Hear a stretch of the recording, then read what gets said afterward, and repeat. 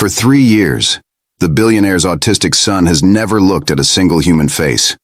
Not his father, not the doctors, not anyone. But today, in a moment that will shatter everything they thought they knew, he turns his head, locks eyes with the cleaning lady, and smiles. Before we dive in, comment where in the world you are watching from, and don't forget to click subscribe. Michael Thornton sat in his marble office overlooking downtown Seattle, watching the rain streak down floor-to-ceiling windows. And for the first time in 3 years, he allowed himself to admit something terrifying. He had no idea who his sons were. The twins, Ethan and Oliver, were 6 years old now. Beautiful boys with sandy blonde hair and pale blue eyes that never quite landed on anything or anyone. They lived in the same enormous penthouse, breathed the same filtered air, ate meals at the same table, and yet they existed in a world Michael could not enter. The doctors called it severe autism spectrum disorder, with minimal verbal communication and significant sensory processing challenges. Michael called it the wall between him and the only family he had left. His wife Catherine had died giving birth to the twins. Complications during delivery. One moment she was there, laughing nervously about becoming a mother of two, and the next she was gone. The hospital staff had moved with practiced efficiency, whisking the babies away, trying to save Catherine, failing. And Michael remembered standing in that hallway feeling his entire world collapse into a single pinpoint of unbearable nothing. He had thrown himself into raising the boys at first, determined to be both parents, but the reality proved far more complex than determination could solve. Ethan and Oliver did not respond to him. They did not look at his face when he spoke. They did not reach for him when he entered a room. They existed in parallel to him, near him, but never with him. Over the years, Michael had hired an army of specialists, occupational therapists, speech pathologists, behavioral analysts, developmental pediatricians. They came with their clipboards and their compassionate expressions and their careful language about managing expectations. The boys made small progress. They learned to dress themselves with help. They could eat without assistance most days. They had routines they followed with rigid precision. But they still did not look at anyone. Not Michael. Not the therapists. Not each other. They moved through the world as if encased in invisible glass, seeing everything but connecting with nothing. Michael had built his fortune in software development, creating platforms that connected millions of people across continents, and yet he could not find a way to reach two small boys living 15 feet down the hallway. The irony cut deeper every single day. The penthouse itself reflected this strange disconnection. It was beautiful, decorated by professionals in soft grays and warm woods, with every possible accommodation for the twins built in. Sound dampening panels in their bedroom, specialized lighting that did not flicker, a sensory room filled with weighted blankets and textured toys, and a small trampoline, the kitchen stocked with only foods the boys would eat, prepared exactly the way they required. Everything designed to make their world manageable, and yet nothing that brought them closer to anyone else. Michael's daily routine had become mechanical. Wake at 6. Check on the boys, who were usually already awake, sitting in their respective beds, rocking slightly, making small sounds. Ensure their morning routine started on time because any deviation triggered hours of distress. Oversee breakfast, which meant placing the same foods in the same positions on the same plates. Watch them eat in silence, their movements careful and repetitive. Then hand them over to the day staff, therapists and aides who worked in quiet professional shifts, and escape to his office where he could pretend for a few hours that he was not failing at the most important thing in his life. He was 38 years old, looked perpetually exhausted, and had developed a habit of gripping his coffee cup too tightly, as if holding on to something real. His brother James called occasionally from Boston, offering support that felt more like pity.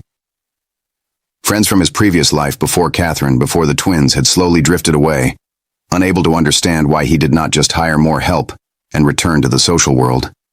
They did not understand that he could not leave.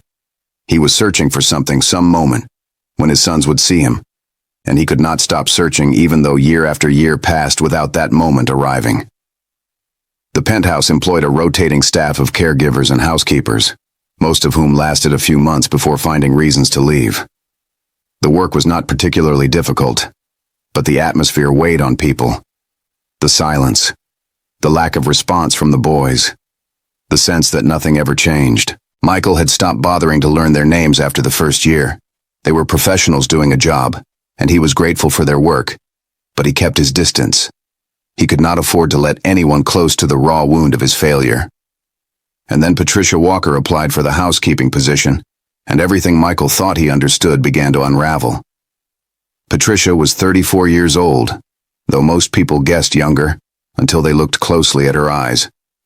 She had the kind of eyes that had seen too much, survived too much, and come out the other side still willing to show up.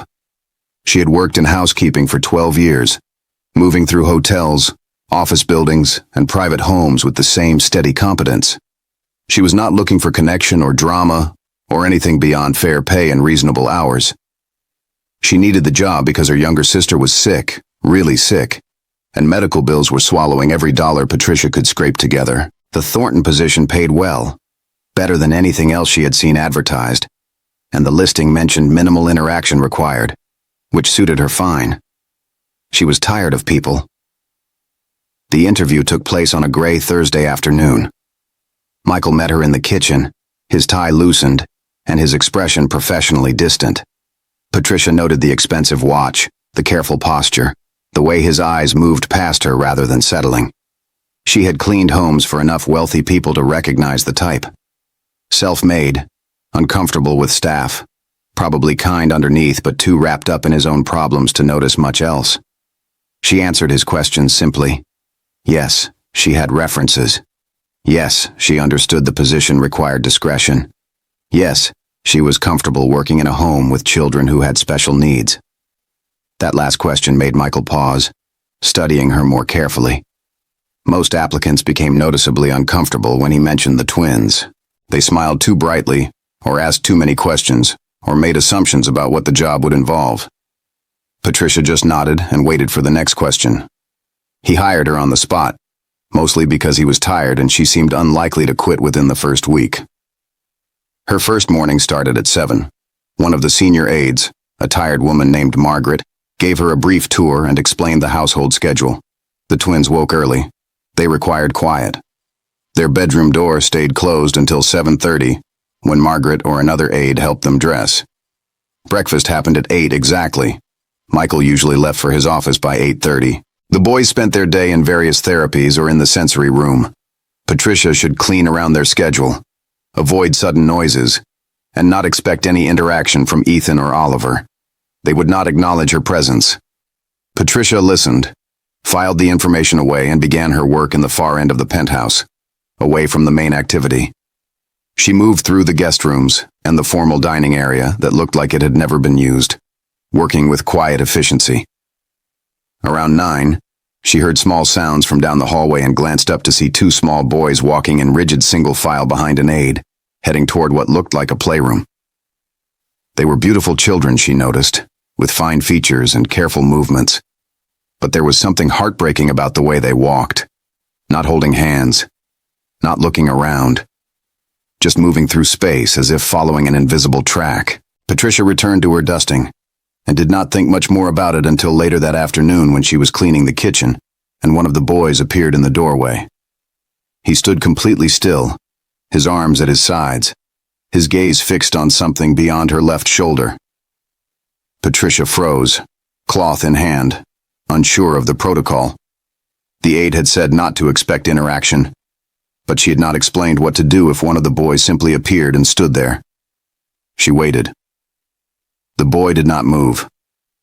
After what felt like several minutes but was probably only 30 seconds, he turned and walked away with the same mechanical precision. Patricia went back to cleaning, but something about the encounter stuck with her. That night, lying in her small apartment across town, she thought about the boy's face. He had not looked at her, but he had stopped. He had stood in the doorway for a reason, even if that reason made no sense to anyone else. The second day passed much like the first, except this time both boys appeared briefly in the hallway, while Patricia was vacuuming the living room. She turned off the vacuum the moment she saw them, remembering Margaret's warning about loud noises. The twins stood side by side, not touching, both staring at the blank wall above the sofa. Patricia studied them quietly. They were identical in appearance, but she noticed small differences. One of them, she would later learn, was Ethan, stood with his weight slightly forward, as if ready to move. The other, Oliver, had his hands clasped in front of him, fingers moving in tiny repetitive patterns. Neither looked at her. Neither seemed to register her presence at all. But again, they had come into the room where she was working. Patricia resumed cleaning once they left, but filed the observation away. By the end of the first week, Patricia had established her own routine and had begun to map the rhythms of the household. Michael left early, came home late, barely spoke to anyone. The stream of therapists came and went on precise schedules. The boys moved through their day with the help of aides, transitioning from activity to activity with varying degrees of distress. The penthouse remained quiet, expensive, and profoundly sad. What struck Patricia most was the isolation. Not just the twins' isolation from the world, but Michael's isolation from his sons, the staff's isolation from each other, everyone moving in their own separate bubble of professional distance. It reminded her of something, though it took her a few days to identify what. It reminded her of the hospital where her sister was receiving treatment. All that bright, efficient care, all those people working so hard, and underneath it all, a terrible loneliness. On Friday of that first week, Patricia was cleaning the sensory room while the boys were in speech therapy. She worked carefully around the specialized equipment, the weighted items and textured materials, and found herself pausing by a small shelf of toys. They were beautiful toys, expensive and thoughtfully chosen, and they looked almost untouched. She picked up a wooden puzzle, its pieces smooth and perfectly fitted, and wondered what it felt like to be surrounded by so many things designed to help, and yet still be unreachable. She set the puzzle down and continued cleaning, but the question stayed with her. That evening, Michael came home earlier than usual, around 7 instead of 9, and found Patricia finishing up in the kitchen. He nodded at her, that same distant professional acknowledgement, and moved toward his office. Then he stopped and turned back. "You are Patricia, correct?" His voice was polite but flat. "Yes, sir. The twins have not been disturbed by your presence?" "No, sir.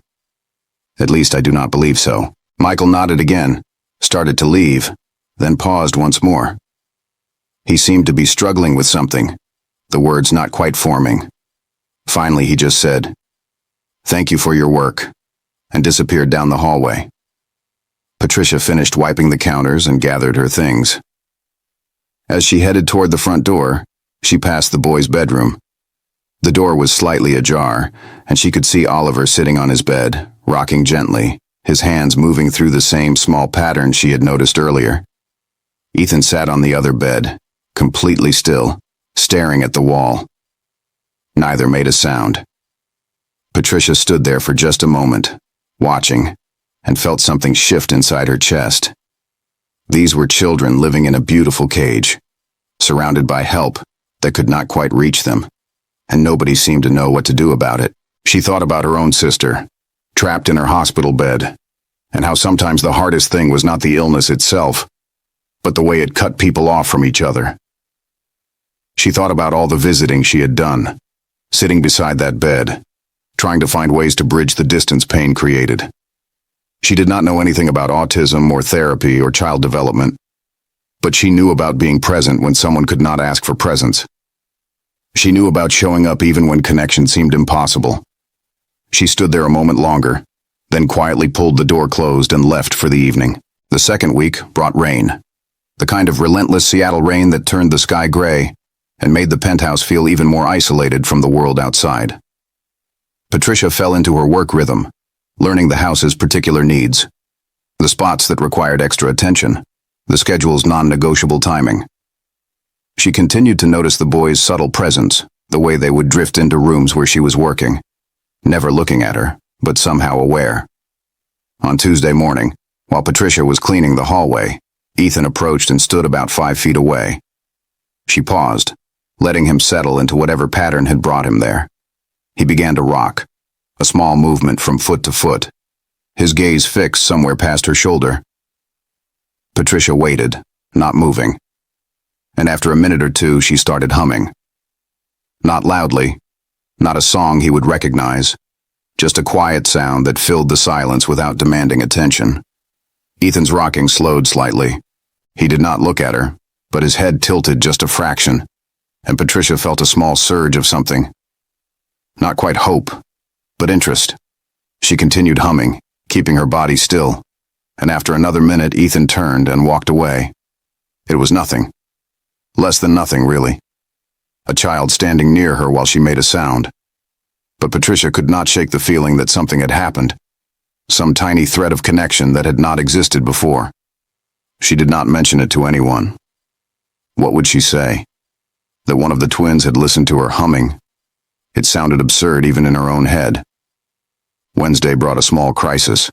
Oliver had what the aides called an episode during breakfast. Something about the toast being cut wrong, and he spent 2 hours in his room making a high-pitched sound that cut through the penthouse's careful quiet. Patricia heard it while working in the other wing and felt her chest tighten. She knew that sound. Not the specific autism-related distress, but the sound of a creature in pain, unable to communicate what hurt. When the sound finally stopped, Patricia was in the living room. Oliver appeared in the doorway, his face blotchy and wet, his small hands trembling. The aide was not with him. He must have slipped away during the transition to the next activity. Patricia froze, uncertain. Oliver stood there, not looking at her, his breathing still uneven. Then slowly, moving with incredible deliberateness, he took 3 steps into the room and sat down on the floor about 6 feet from where she stood. He pulled his knees to his chest and wrapped his arms around them, making himself small. Patricia's instinct was to go to him, but everything she had been told screamed that direct approach would likely trigger more distress. Instead, she lowered herself to the floor as well, matching his position, staying where she was. They sat like that, 2 people on opposite sides of a living room, both hugging their knees. Patricia began to hum again, the same wordless tune from before. Oliver's breathing gradually slowed. His hands stopped trembling. He did not look at her, but he also did not leave. They sat together in that strange, shared space for perhaps 10 minutes before the aide found Oliver and gently guided him back to his schedule. The aide did not seem to notice Patricia at all, which suited Patricia fine. She was not trying to interfere with the professional care. She was just being present in the way she knew how. That evening, Michael came home to find Patricia had stayed late, finishing a deep clean of the kitchen. He looked surprised to still see her there. "Everything all right?" "Yes, sir. Just wanted to finish this section properly."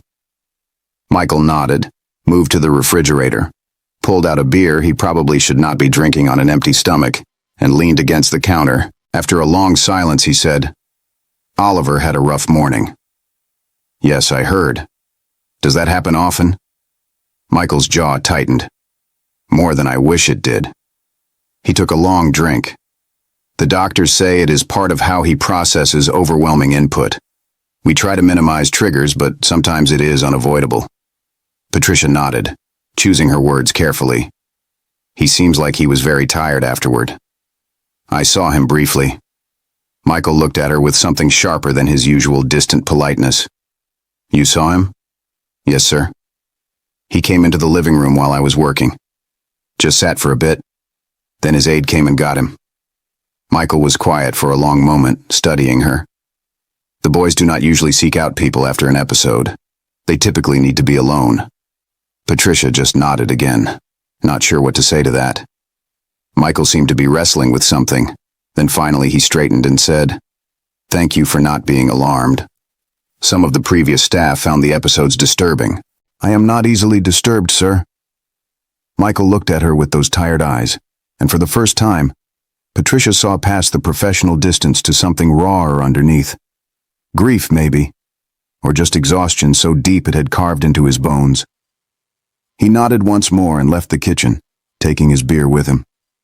Patricia finished cleaning, gathered her things, and headed home thinking about fathers who could not reach their sons, and sons who could not reach back, and the terrible space that existed between them.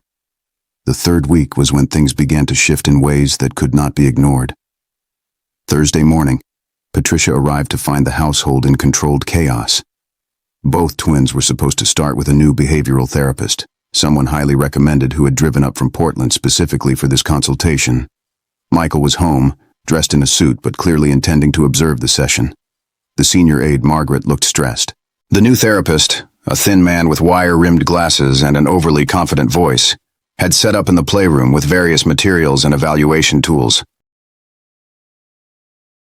Patricia stayed out of the way, working in the distant bedrooms, but she could hear the session unfolding, and it was not going well.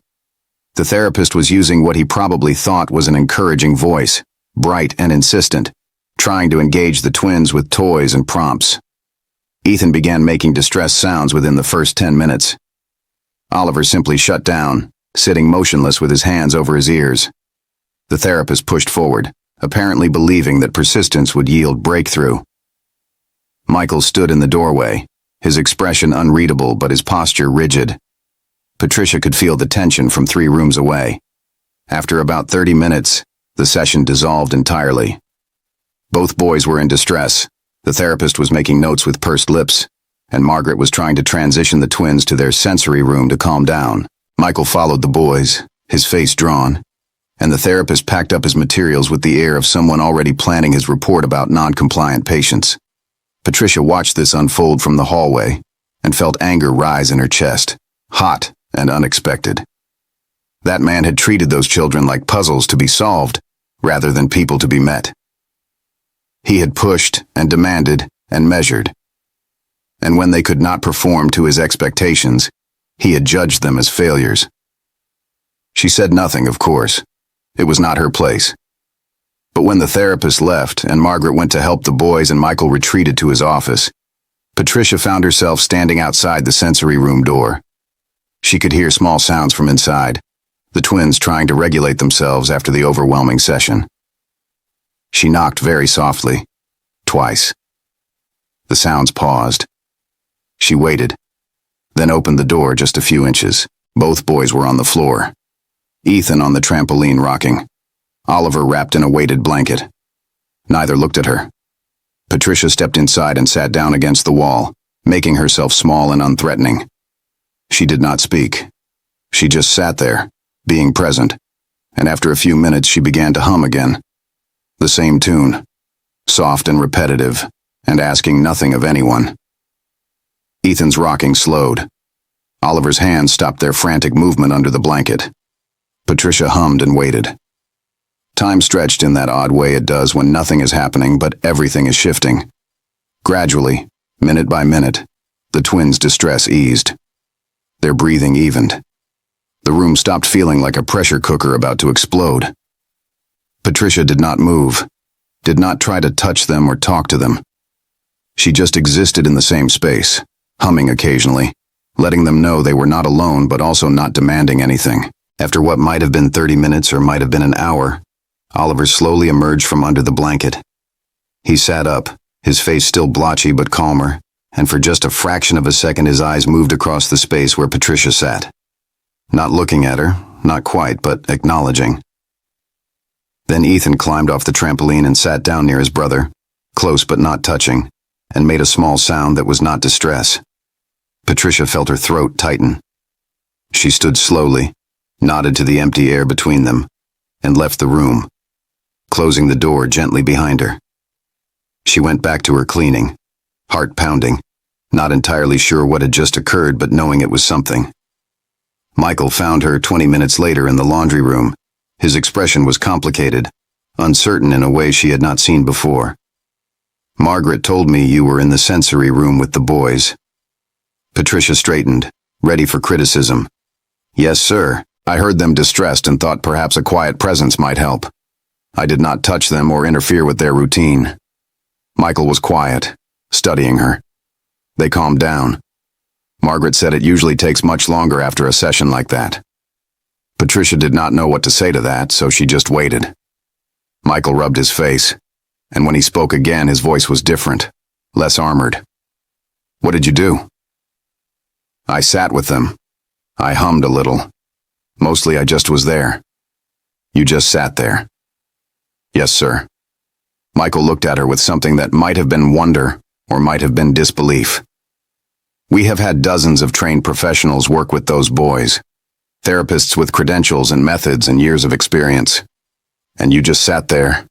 Patricia met his eyes, saw the raw wound underneath, and chose her words carefully. Sometimes people do not need methods, sir. Sometimes they just need someone to be present without expecting anything in return.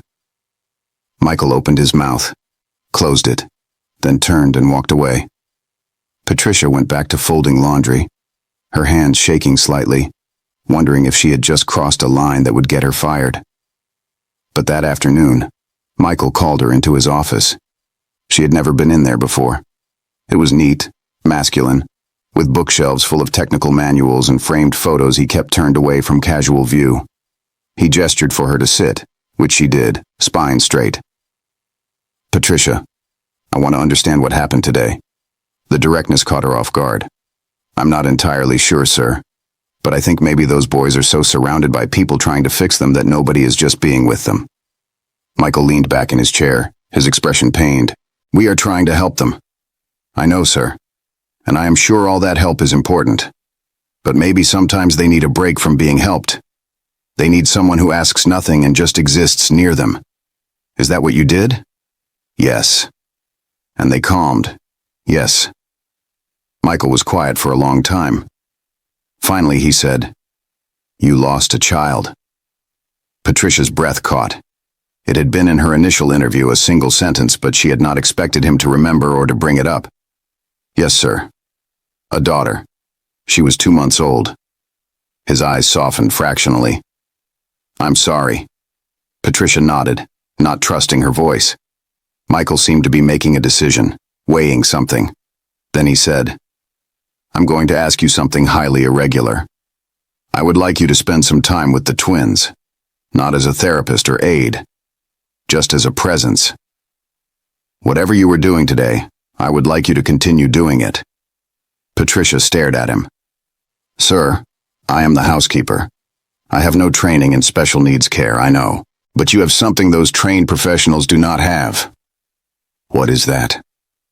Michael's voice was barely above a whisper. You see my sons as people, not problems. Patricia felt tears prick her eyes and forced them back.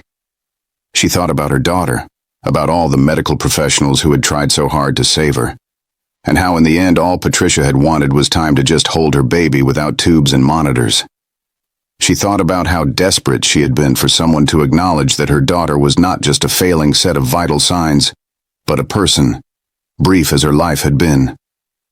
Yes, sir, she heard herself say. I can do that.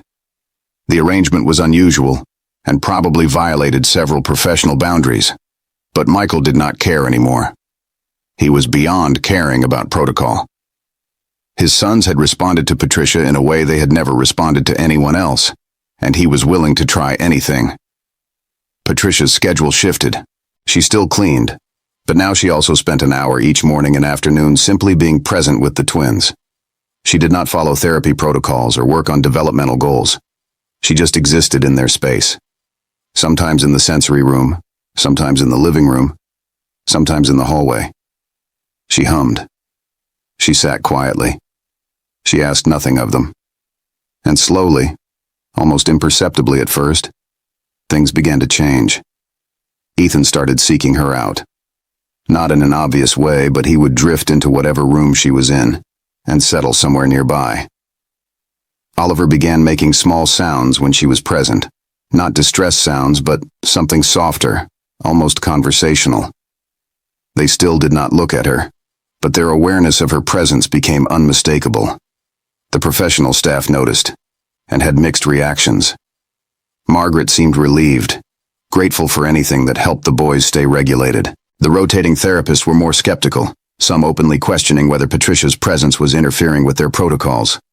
Michael told them all the same thing. Patricia stays. By the 4th week, something extraordinary happened. Patricia was in the sensory room humming while the boys played separately, Ethan with textured blocks, and Oliver on the trampoline, when Ethan picked up one of his blocks and walked toward her. He stopped about 3 feet away, held the block out in her direction, though still not looking at her face, and waited. Patricia's heart hammered, but she kept her voice soft. "That is a nice block, Ethan. It looks smooth." Ethan did not respond verbally, but he stepped closer, now just 2 feet away, and placed the block on the floor between them. Then he went back and got another block, brought it over, and placed it next to the first. He was building something, Patricia realized, not for her exactly, but near her, including her in his world in the only way he knew how. She stayed very still, narrating softly what he was doing without asking him to do anything different. "You are making a line of blocks. Blue, red, yellow, blue. That is a pattern." Ethan brought more blocks. Oliver stopped jumping and watched from the trampoline. The line of blocks grew longer, extending from Ethan's space to Patricia's, a bridge of color and texture. When Ethan placed the last block, he sat down cross-legged at his end of the line and began rocking. Patricia sat at her end and began humming. And then, in a moment that made time seem to stop, Oliver climbed off the trampoline, walked over, and sat down in the middle of the block line between them. 3 people connected by colored blocks, existing together in a way that had not been possible before. Patricia looked up and saw Michael standing in the doorway, his hand over his mouth, his eyes wet. He had seen it too. That evening, after the boys were in bed and the penthouse had settled into its nighttime quiet, Michael asked Patricia to stay for a moment. They sat in the kitchen, both exhausted, both processing what had happened. "I have never seen them do that," Michael said. "Include someone in their play. Create something that bridged their space to another person." Patricia nodded, her own emotions still raw. "They are trying to connect. They just need people to meet them where they are instead of demanding they come to where we are." Michael looked at her with an expression that was part gratitude, part anguish. "I have been trying for 6 years to reach them. 6 years of therapies and interventions and specialists. And you walk in after a month and they build you a bridge out of blocks." Patricia heard the pain underneath and chose her words carefully. "You have been keeping them alive, sir. You have been making sure they are safe and cared for and have every resource. That matters. That is love. But maybe you have been so focused on fixing them that you forgot to just be with them." Michael's face crumpled slightly. "I do not know how to just be anymore. Everything is a strategy or an intervention or a goal. I look at them and see everything they cannot do, everything I have failed to give them." "That is grief talking, sir. You lost your wife. You are raising 2 children with immense challenges. You are allowed to grieve, but your sons do not need you to fix them. They need you to see them." Michael was quiet for a long time, tears running down his face unchecked.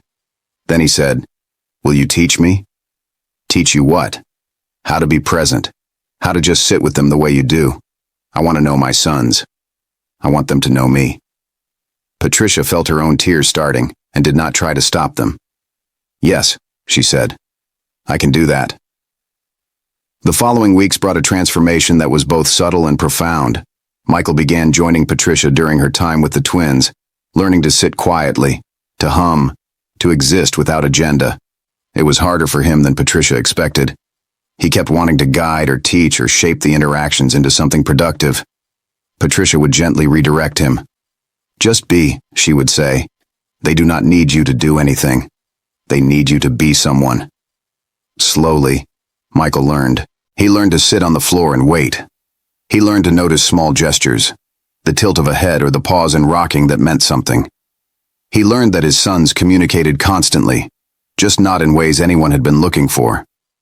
Ethan, they discovered, responded to music. Not loud music or complex melodies, but simple rhythms tapped out on surfaces. Michael started tapping gentle patterns while sitting near Ethan, not asking for response, just creating sound. One afternoon, Ethan reached out and placed his hand on Michael's knee while the tapping continued, and Michael had to leave the room afterward to cry in private. Oliver, they learned, craved deep pressure. Not hugs exactly, but firm, steady contact. Patricia showed Michael how to use the weighted blanket, how to sit close enough that Oliver could lean against him if he chose.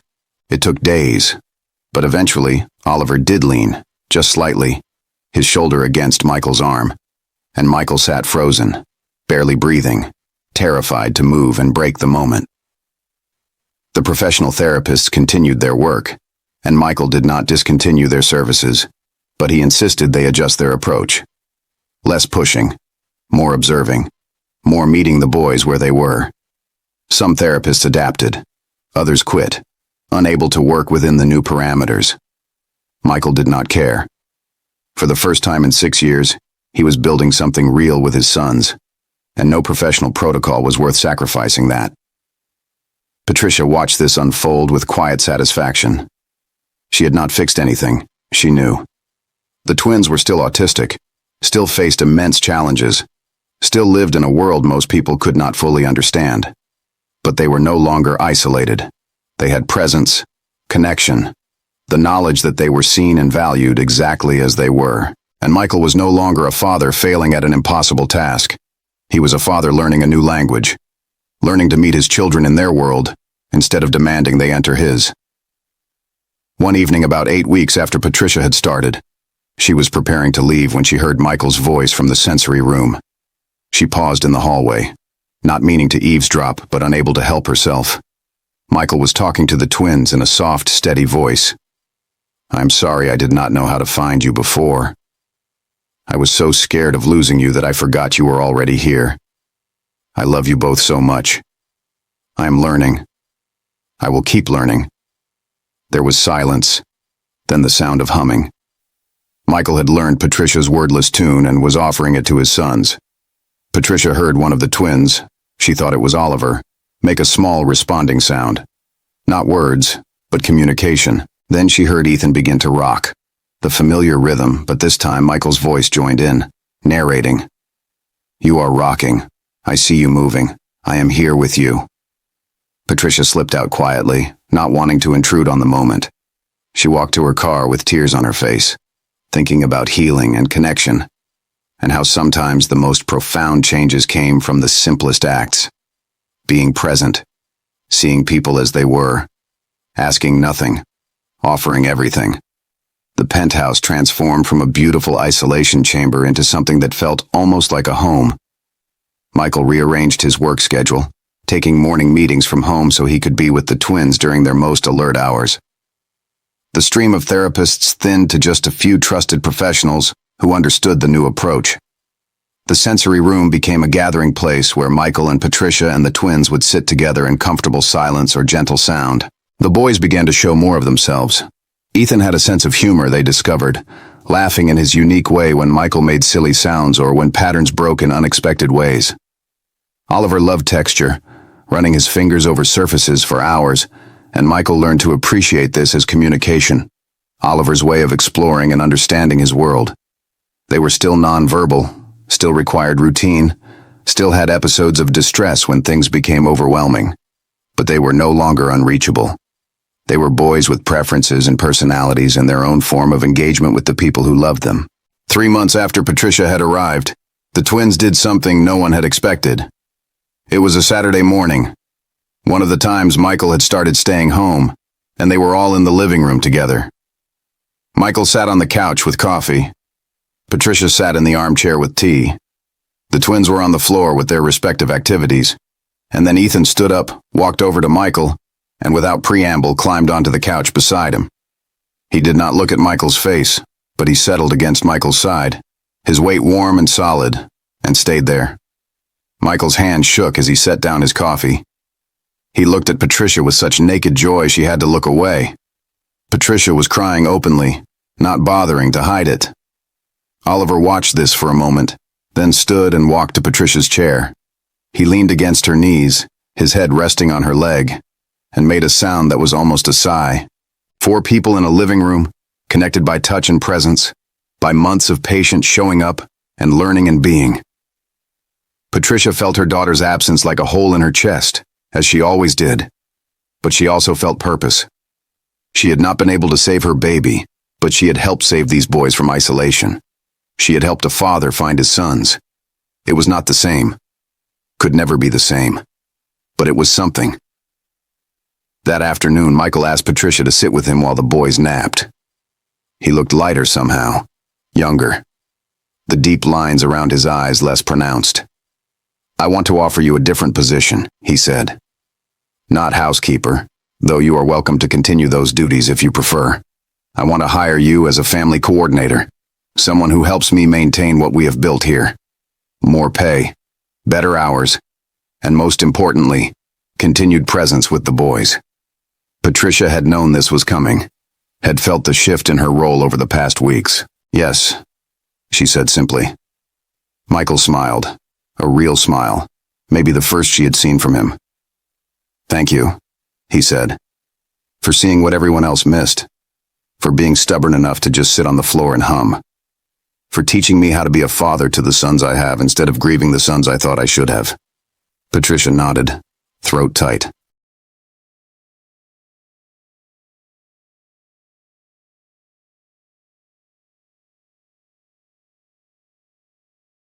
They deserve to be seen, sir. All children do. All people do. Michael's expression grew serious. I am going to ask you something personal, and you can refuse. What happened to your daughter? Patricia had known this question would come eventually. She took a breath and let herself remember. She was born premature. Her lungs never fully developed. The doctors did everything possible, but she was too small, too fragile. I had 2 months with her, most of it in the NICU, holding her between treatments and procedures. Toward the end, I asked them to remove the machines so I could just hold her. Just be her mother for a little while without all the desperate trying to fix. She died in my arms, knowing she was loved, and that was the only thing I could give her. Michael's eyes were wet again. I am so sorry. Patricia wiped her face. I thought afterward that I would never survive it. The grief was unbearable. But then I started noticing something. Everyone around me wanted me to move on, to heal, to return to normal. They meant well, but they could not just be with me in the grief. They needed me to be fixed. And I realized that was how my daughter spent her entire life, surrounded by people desperately trying to fix her, when all she needed was to be held. Michael understood. That is why you saw my sons. Yes, because they reminded me of her. Not in their condition, but in their need to be met where they were instead of dragged to where people thought they should be. For the first time since Catherine died, Michael felt understood by another adult. They sat in silence, 2 people bonded by loss and love, and the hard work of showing up anyway. The months that followed were not perfect. The twins still had difficult days. Michael still struggled with fear about their future. Patricia still woke some mornings feeling the weight of her daughter's absence. But they had built something together, a small family of sorts, connected by their willingness to be present in the mess and uncertainty of real life. Ethan and Oliver grew. They learned in their own way at their own pace. They began to seek out Michael and Patricia more actively, bringing them toys, leaning against them, including them in their world. They never became neurotypical, never met the developmental milestones that doctors hoped for, but they became more fully themselves, and that was its own kind of miracle. Michael changed in ways he had not anticipated.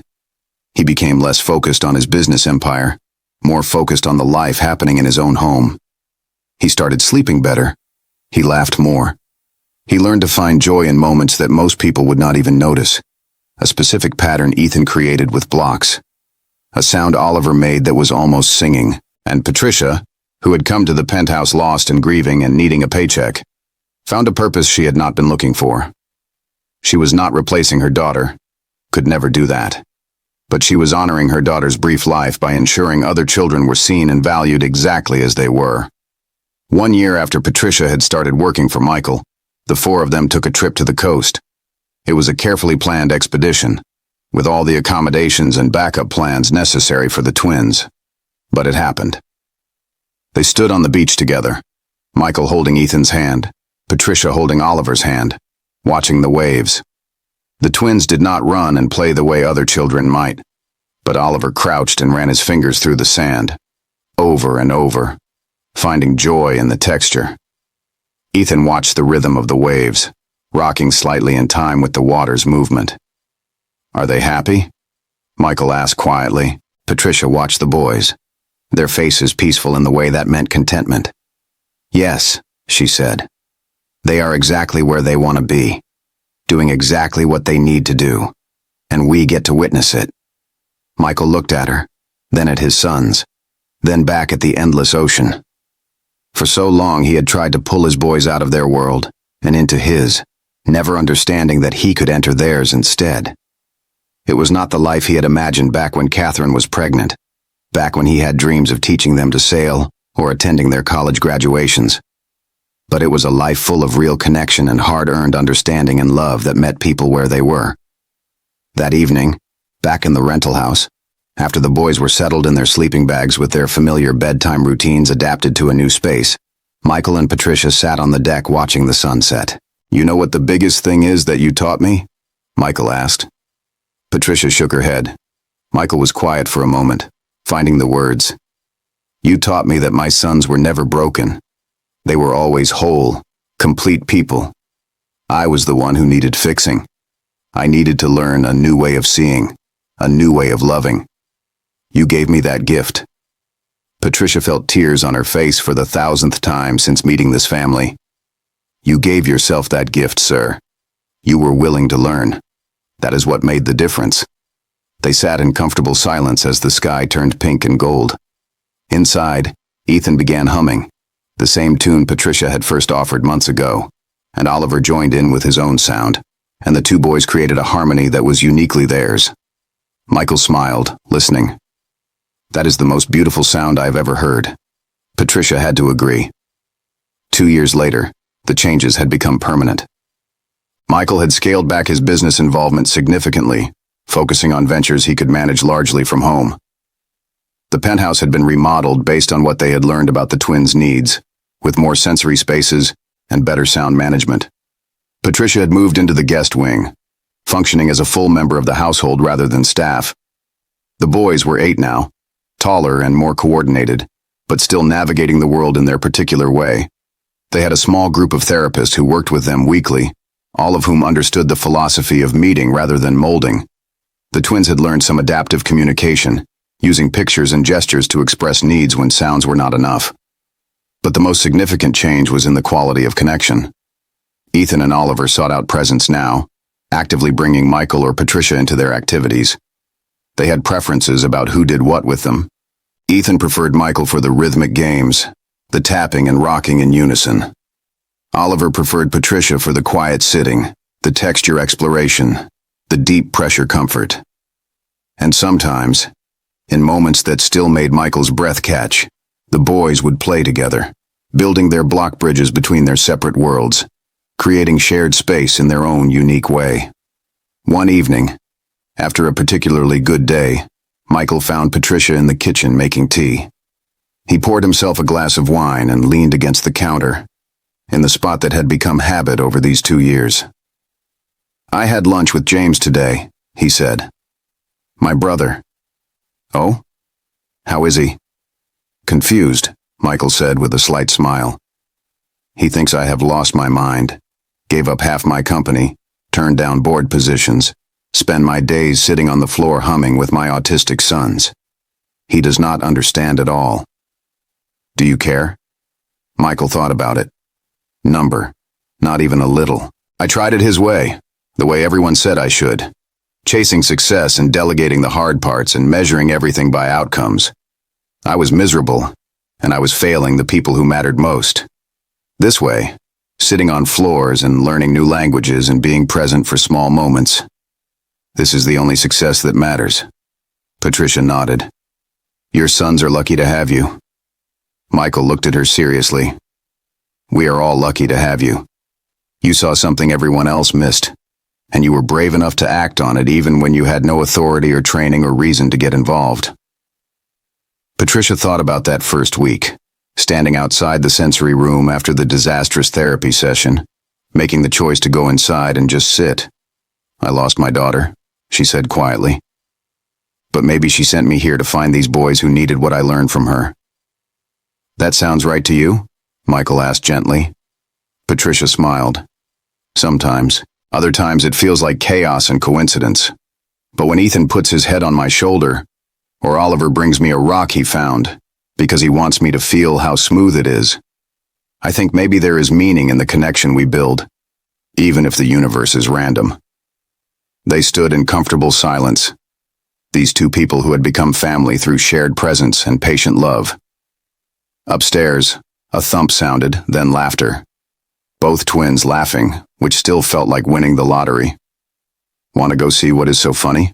Patricia asked. "Always," Michael replied. They walked upstairs together and found the boys in their shared bedroom, having apparently discovered that throwing stuffed animals at the wall made a satisfying sound. The floor was covered in plush toys, and both boys were gleeful in their particular way. Michael and Patricia sat down against the doorframe, watching, and without discussion began humming the tune that had become their family's unspoken anthem.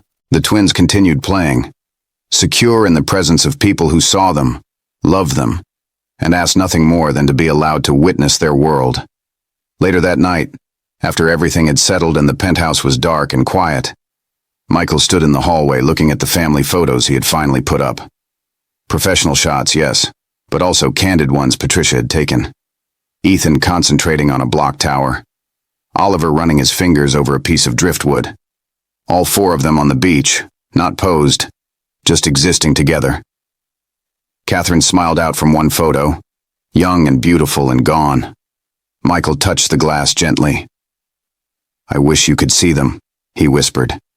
"I wish you could see what they have become, what I have become. I think you would be proud." And then, because he had learned to be honest about his feelings, "I wish you were here. I miss you every day, but we are okay now. The boys and Patricia and me, we are building something good." He stood there a moment longer, then went to check on the twins one last time before bed. They slept in their separate beds, Ethan with his weighted blanket, Oliver with his special pillow, both peaceful. Michael kissed each forehead, something they tolerated now, and whispered his love, knowing they probably could not hear him but needing to say it anyway.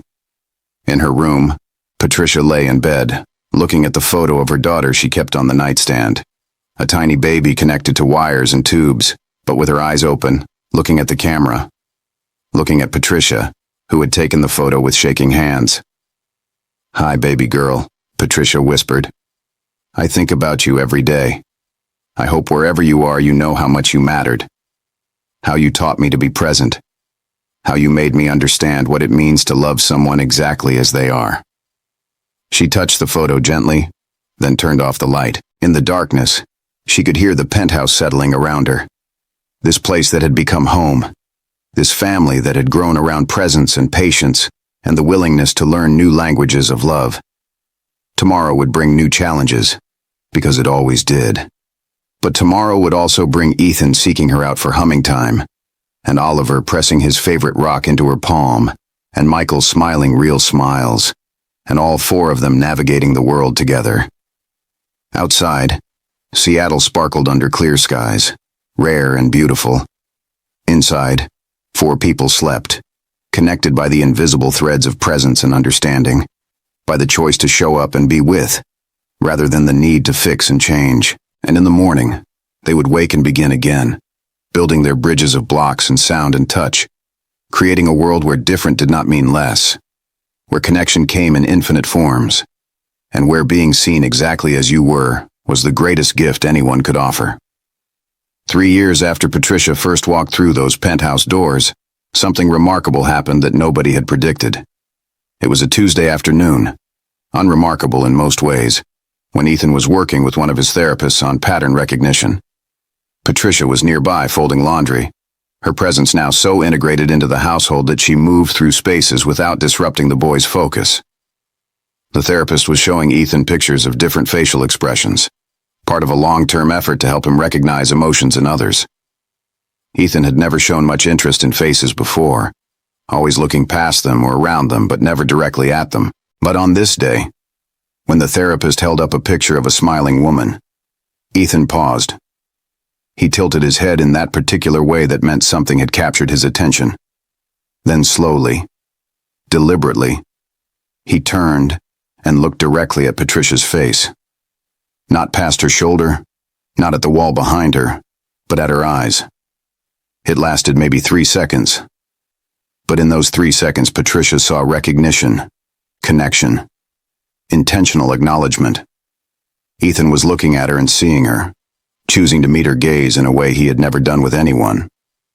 Patricia's hands froze on the towel she was folding. Her breath caught.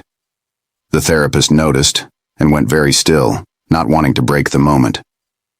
Then Ethan smiled, that beautiful, rare smile, and pointed at Patricia, then at the picture of the smiling woman.